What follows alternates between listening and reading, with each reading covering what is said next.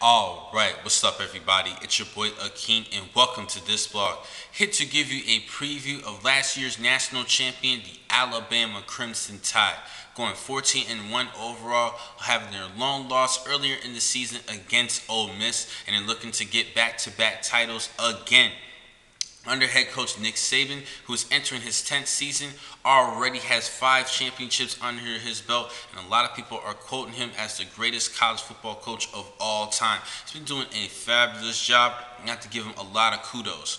Now, they still have to reload on both sides of the field because they have a lot of notable departures. Starting in the offensive unit, they no longer have running back Derrick Henry. Last season's Heisman Trophy winner, he decided to come out early to go in the NFL draft, in which he was drafted by the Tennessee Titans.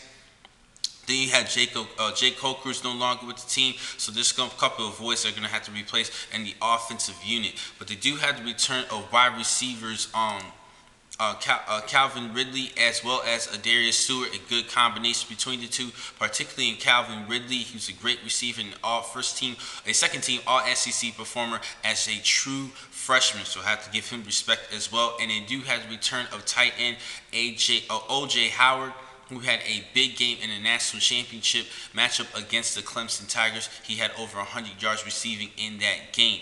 Now, for the quarterback position, they're going to have to look at both Cooper Bateman and David Cornwell to start as a starter. I think that Cooper Bateman is going to be the starter at the opening day.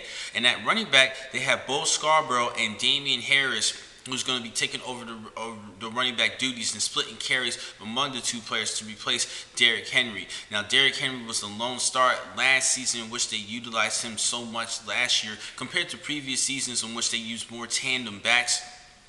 But we did see as the seniority came up, more experience, the older the running back got, the more experience that they had. So it's a little bit more somewhat of a tie between Harris and Scarborough. So they're going to be splitting carries this upcoming season. Now, as far as the defensive side, they have to replace a lot of starters. Ashawn Robinson, Jaron Reed. And they also have other key departures as well as Reggie Ragland, the linebacker, and Denzel Duval. This is a couple of key losses. But the secondary should be just fine with Mumphrey returning as one of the leading players, Marlon Humphrey as one of the leading players returning, and Eddie Jackson and Minkah Fitzpatrick, they'll be returning as well. Now, also at the linebacker position, I forgot to mention about Reuben Foster. I think he's going to be the stud at linebacker this season, the key player of that linebacking core. I think they're going to be just fine as far as if you take a look at their lineup. I think they should still deserve the rank #1 overall entering the season because they are last season's champs, and Nick Saban always reloads. So I had to give him a lot of props with that. Now it's time for me to take a look at the schedule. They have an interesting season opener on September the 3rd against USC, and they have the chance to avenge their lone loss last season on September 17th against Ole Miss. I think they have the opportunity of winning that. Other tough matches, October 15th can be in a preview of the SEC Championship against the Tennessee Volunteers. October 22nd against Texas A&M. Then you have to deal with LSU on November the 5th. That's always a great matchup. And then on the 12th against Mississippi State. And of course in the Iron Bowl on November 26th against Auburn.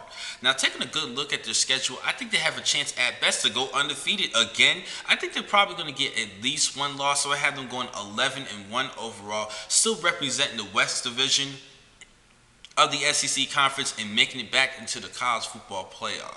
Now, the next time to catch you guys will be in just a couple minutes. I have 6 more blogs for today. Thank you for watching this blog. I'm your man, Akeem McCall. Be easy.